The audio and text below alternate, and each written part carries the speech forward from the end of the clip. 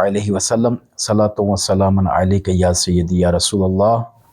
ناظرین، میں ہوں علامہ سیف اللہ تارکی، آپ دیکھ رہے ہیں چینل ماہر روحانیات۔ آج ہم ربیع الثانی کا ایک وظیفہ لے کر آ رہے ہیں۔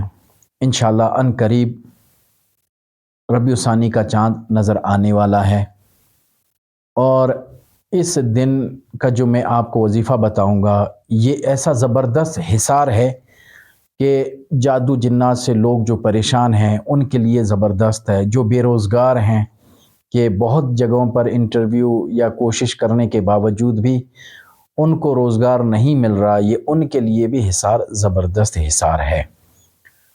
اسے جو ہے کہتے ہیں حصار غوثیہ۔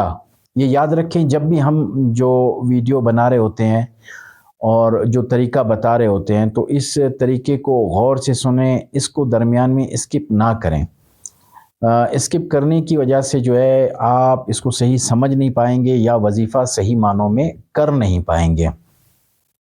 تو اسی لیے آپ نے یہ وظیفہ غور سے سننا ہے اور اس پر عمل کرنا ہے۔ انشاءاللہ عز و جل آپ کو اس وظیفے سے بہت فائدہ ہوگا، اور اس چینل کو ضرور سبسکرائب کیجئے اور بیل کے آئیکن پہ ضرور کلک کیجئے گا۔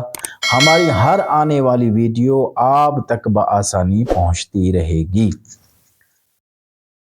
اب چلتے ہیں وظیفے کی طرف۔ وظیفہ ہے حصار غوثیہ۔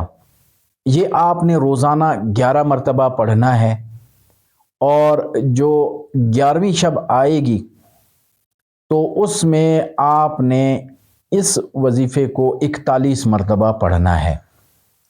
جب آپ نے یکم ربیع الثانی سے لے کے 11 ربیع الثانی تک اس وظیفے کو پڑھا مکمل کیا تو آپ اس کے بعد روزانہ ایک دفعہ آپ نے پڑھنا ہے۔ جب بھی آپ گھر سے نکلے، گھر سے نکلنے سے پہلے ایک مرتبہ آپ نے یہ حصار غوثیہ پڑھنا ہے۔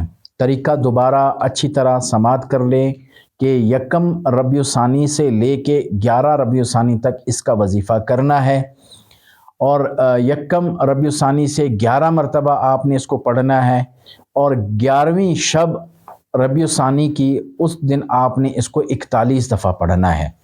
اور یہ یاد رکھیں، جس دن بھی آپ وظیفہ کریں گے اول و آخر 11 مرتبہ آپ نے درود غوثیہ پڑھنا ہے۔